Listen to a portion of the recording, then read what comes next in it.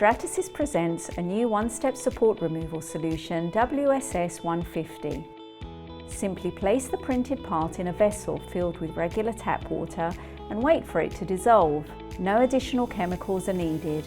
As you can see, the water-soluble support material has only dissolved from the part that was immersed in the water.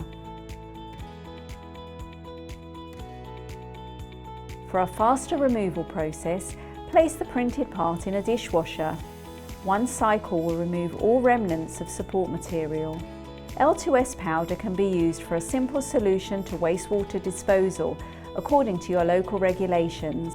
The new support removal is suitable for thin, delicate parts and confined support that is challenging to remove manually. It's also suitable for easy removal of support from intricate and internal channels that's usually not removable with traditional support removal processes. Bulky parts with a large amount of support require exhausting manual labour during the removal process, which is no longer necessary with water-soluble support. For more information, visit our support centre or the Polyjet support materials page at stratasys.com and make it with Stratasys.